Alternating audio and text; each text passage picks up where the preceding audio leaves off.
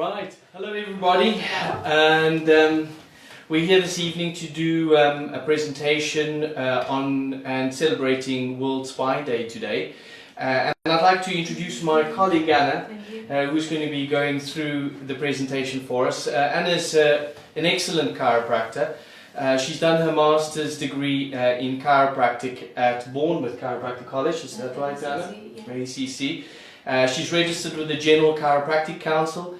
She's board certified for practicing chiropractic in the United Kingdom, but she's also written a Canadian chiropractic board certifications. And she's done her postgraduate certification in chiropractic, which is an additional certification. And then she's also currently studying through the Carrick Institute for postgraduate studies. She's furthering her career in functional neurology, which is really the pinnacle of chiropractic work throughout the world. So, Anna, I look forward to hearing what you've got to say today. Thank you very much. I hope you enjoy, and I hope everybody else out there enjoys this presentation as well. If you've got any questions, try and put them at the bottom of the feed, and we will answer them as best as we can afterwards. Whatever we can't answer, we will put into our next presentation. Absolutely, so just comment at the bottom. Okay, well, enjoy. So welcome everybody, and thank you for joining us tonight here at Clacton Chiropractic Clinic. My name is Anna, and I'm going to guide you through the presentation of the World Spine Day tonight. So we decided to... sorry, I have a bit of technical problem. We've decided to take this presentation a little bit ahead of time because we will be presenting you with some fun activities that you can take with your kids, your friends, your colleagues, and you can raise awareness of spinal hygiene within your schools, your work environments, or even your clubs. So let's get started and have a closer look. Whoops, sorry. So the Global Alliance of Musculoskeletal Health is an international non-profit organization that brings together different practitioners from professions that are pertaining musculoskeletal diseases and disorders, and they're taking care of these problems as well as trying to raise awareness about spinal hygiene. Every year, the Bone and Joint Decade organizes an awareness week that ranges with different topics from osteoporosis to World Trauma Day, all the way to our World Spine Day, which is what we're taking care of today. This is an international attempt to try and inform people and empower them to try and achieve some proactive ways of treating these problems. Even if we don't have them, that's a great opportunity to take care of our spines and prevent this. And if we are experiencing some musculoskeletal problems, be aware of who you can contact and get treatment for this. So, unfortunately, musculoskeletal problems and back pain in general is one of the most common reasons why people visit their doctors. As a general statistic, about 8 out of 10 people will visit their doctor pertaining headaches, lower back pain, or neck pain. And about 50% of our work colleagues will at least take 1 or 2 days off work in a year because of this. So you can understand it's becoming more of a global burden on society. So this is the reason why it's important to know what the structure of the spine is and know how we can take care of this. So having a closer look at this diagram here, normally when I refer to the word spine, people might bring to their minds the actual structure, so the skeletal part of the spine, but we also have a few other important structures here. So we have, as you can see, the joints that are in the spine, but also we have the cushion-like material that sits between each level, and that's your discs. We also have supporting structures such as your ligaments and muscles that allow for stability of the spine as well as flexibility.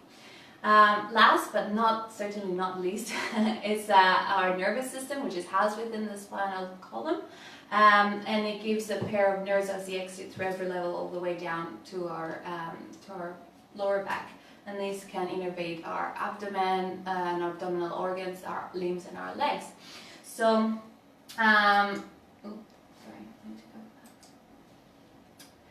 why do I keep referring about the importance of alignment and the reason why we should take care of our spine?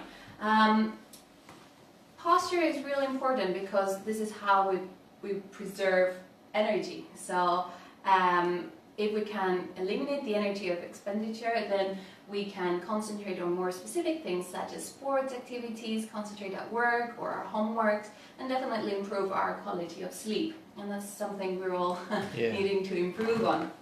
So unnecessary expenditure of energy is used when we're assuming a forward-drawn posture. Although it might seem quite comfortable and easy, you're asking your body to hold this position over a longer period of time, and again lose a lot of the energy in just maintaining that position. This is just a simple diagram here to show you how our head is a lot heavier than we actually think it is. So just by reading a text or being on the computer all day, we can assume these positions, and you can see that even 15 degrees of forward drawn posture with the neck, it can lead to nearly doubling the weight of the head. So, Anna, just for people that can't see that, if it's well aligned, or if your posture is, your head is over your body, this light blue picture, then it's 12 pounds, right? Because they may not be able to read that. Yes, of course. Sorry, that's a good clarification. So normally, if we're nicely aligned, head over shoulders should be around 12 pounds, and then with a 15-degree forward tilt, that would nearly double to around 30. So at 15 degrees, it goes to 27 pounds. Yes. With 30 degrees flexion, it goes to 40 pounds. Yeah. At 45, so that's about the angle we sort of read and work at. Exactly, it's nearly 50 pounds. 50 pounds. So that's quite a lot of weight to go through the bottom of the structures here. And again, you can see how much energy is spent on just maintaining that posture. So this is definitely something we can keep in mind as we go through the presentation. So we are all trying to achieve a better health state. So it might be that we're trying to cut down on sugar intake or that excess carbohydrates, perhaps go for a run in the evening or go for a long walk after lunch. And we definitely try to, as much as possible, eliminate stressors within our lives. However, we don't seem to be taking enough time to think about our spinal hygiene, which is actually what carries us through to be able to do well in these other domains. So if I show you these pictures, I'm sure that all of us would be able to associate with one of these people here. It doesn't matter if we're kids, adults, parents, grandparents, we're all going to be at some point trying to achieve this health, but compromising our spinal health using one of these positions. So this is a good time to ask ourselves, what is a habit, and what are bad habits and good habits, and can I change the bad habits that I have at the moment? So you might be already familiar with the definition of bad habit or a habit in general, which is a repetitive behavior that becomes unconscious, so it becomes a reflex mechanism, and that shows how difficult it is to break these habits. But at the same time, if we put the energy and determination, we can achieve this. So this is a simple example of how a habit is formed, and hopefully it's a good example. So when we see our running shoes, we might need a little bit of push to get them on and get out of the house. However, we know we should be doing this because we will feel a lot better on the way back. And that's just a simple diagram to say that we see a stimulus, we have a habit or a routine, and we get the reward, which hopefully is a beneficial one. Now, in the last decade or so, we seem to be experiencing what is called text neck syndrome, and that's a new definition that's been coming around since technology is becoming such an integral part of our lives. And this is a constellation, it's an umbrella term of different symptoms, ranging from headaches, shoulder discomfort, tightness in your thoracic, and general fatigue. And it's come about from this prolonged posture of typing, being at the computer, texting for leisure. So this study here has x-ray a person reading on the computer, actually it's their phone. You can see it really nicely. Yeah, and then over here they're having their phone in front of their eyes. So if we have a closer look, I'll just try and move the cursor for you guys here. You can see that this is the area of the head that takes up all that excess load, and we were referring to the degrees of forward flexion before. So you can see that the anterior structures are experiencing a lot more stress, whereas the posterior structures and the muscular structures specifically are getting a lot more stretch. And this is where we can experience sort of suboccipital headaches, roundness of the shoulder, and quite discomfort in our chest. So handheld devices don't necessarily cause neck pain, back pain or headaches, but can perpetuate underlying causes. And it can definitely be something that will recur and bring these problems back. So today with this presentation we'd like to highlight this. I'm sure everybody knows it, but a little bit of a reminder is always good. And so hopefully now that you're sat at your computer you can correct some of these things. Yes. So neck syndrome is a repetitive strain injury. You might be familiar with this as tennis elbows are an example of, or golfer's elbows. So it's a repetitive movement that strains structures of the spine over and over and over again. And therefore you can see now even babies are using these computers and high technology, so it's important that we start straight on and getting to good habits. So, really, what can we do to help this problem and prevent it? Well, the World Spine Day's theme is straighten up and move, so we would like everybody to feel a lot more involved with their activities. And so, let's get started and get this fixed. So, probably every day we get our... yeah, Sandra, do you want to come and join us? So normally, if you were to write on the iPad or the tablet or on your phone, we would normally assume a posture like this. And again, this is what this lovely gentleman is doing here with the hinging of the shoulders and the So if you just stay in that position, Anna, I'll just show from the side. This is what seems to be the relaxed position, but again, the high expenditure of energy position. Okay. So again, from the front, you're quite drawn forward with your head rounded through your shoulders and flex through those hips, which can perpetuate lower back pain. So, for example, we can advise these people on the tube to change a couple of these things. So if I'm sat, some of you are sat in the tube or on the bus and you have a jacket with you, you can place this on your lap and you can still play with your phone but resting your arms on your jacket like this. So that's perfect. So you can see it already brings the device closer up to your neck. It doesn't have to look silly by just holding it up here, but it just has to be in a neutral line with the neck and in an eye level with the device. So a bad habit for Sandra would be if she dropped forward and dropped her chin forward, right? Exactly. So you still have the jacket, but it doesn't prevent her from doing this. It just facilitates a good posture. So again, if you have a handbag, if you have a jacket, you can roll it up behind your back to help that nice posture. And again, try and rest your arms a little bit higher up. So really, thank you, Sandra. Thank you. What we really want to get into is that we don't want to be looking just to treat the pain or the symptoms that are associated with this, but we really want to make sure that we underline and find the hidden causes of problems. So who can help you with that? There are different practitioners out there who can do so, and chiropractor is one that is specifically trained to assess the function of the nervous system and musculoskeletal problems. In order to do so, we go through a thorough history and examination to make sure that this is safe for the treatment, and then we explain the underlying causes and what we can change through our daily habits to facilitate a better and more long-lasting treatment and maintenance of that treatment. So I normally get this question, is chiropractic just a relief profession? So do I have to have something wrong with me to come see a chiropractor? And the answer is no. We would much rather see people come in for a wellness check, similar to when you go see your dentist for an oral hygiene. So you want to come in and have a check that the function of the spine is moving well, the nervous system is well connected, and that can be done once every 6 months. For a general wellness reason.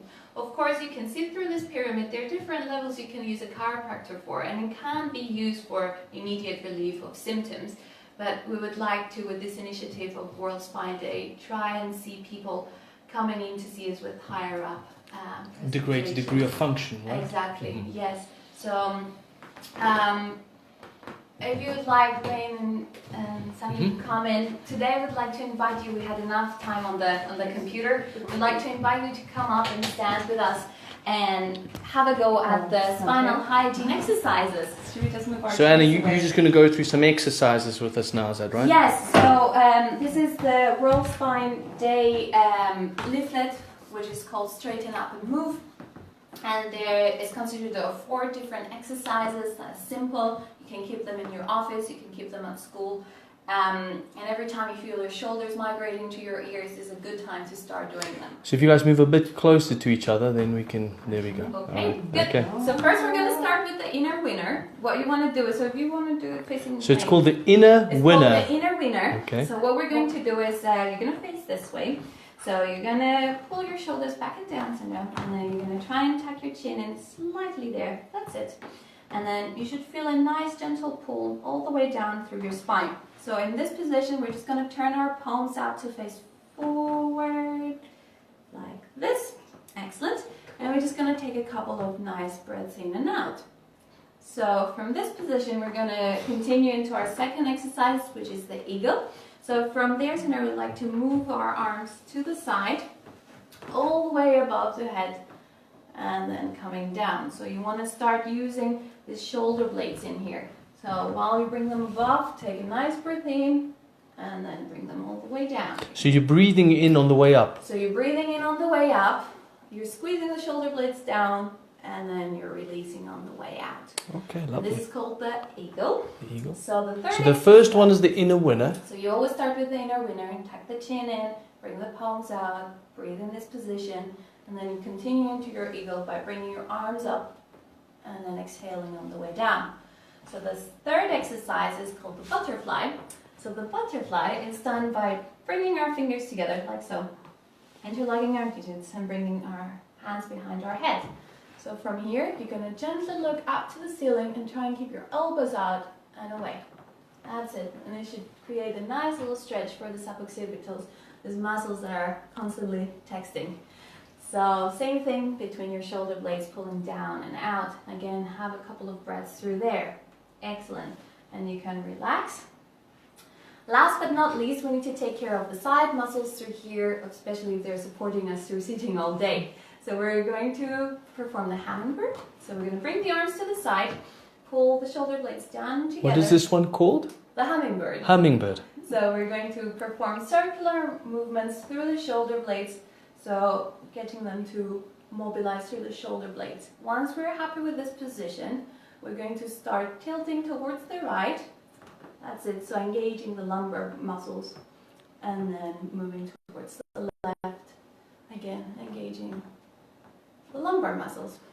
So these are simple exercises you can do without the use of any equipment.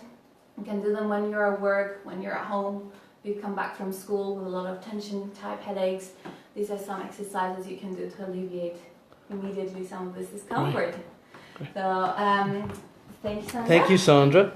And so what I'd like to show you and share with you now is how you can give us some feedback on how you're getting on with your spinal health. You can use Instagram for this or our Facebook page, and you can use the hashtag symbol with my backstory and also hashtag World Spine Day. So these are some great international initiatives where people from all over the world send their spinal selfies, as we call them, and this is to celebrate when we have good mobility through our spine, we can actually be a lot more fit and healthy. So these are some examples of spinal selfies. So it could be in your office if you have a good mobility at work, or any of your sports and hobbies you have. You can take a picture and just write a little comment underneath and send it back to us. These are some of the fun activities you can all take care with your friends and family this weekend, and we're looking forward to see them on the 16th of October, which is this Sunday, which is celebrating the World Spine Day. Here at Clacton Chiropractic, we would all like to thank you, Dr. Wayne Elphinstone, Dr. Sue Martin, and myself, Anna Balabulu. We would all be happy to take your questions and hopefully give you some personalized answers. So I would also like to thank Sandra for being our willing volunteer for tonight. And these are our contact detail numbers if you had any further questions I would like to talk to us in person. Thank you very much and have a good evening. Thank you, Anna, for a lovely presentation. Leave your questions at the bottom and we'll try and answer them as best as we can. And if you're interested in having other presentations, if you're interested in having further presentations or if you want us to talk about any particular topics, please leave the suggestions at the bottom. Don't forget to tag those little hashtags. It's essentially to celebrate a good and healthy spine. So if you started off in a place that's not so great, and now you're feeling wonderful, or you started off with a particular condition and now that condition is resolved and you want to celebrate how good that feels, send a little picture to hashtag #mybackstory or hashtag World Spine Day, and we would be glad to hear from you in the future. Thank you very much for joining us, and thank you once again, Anna. Thank you.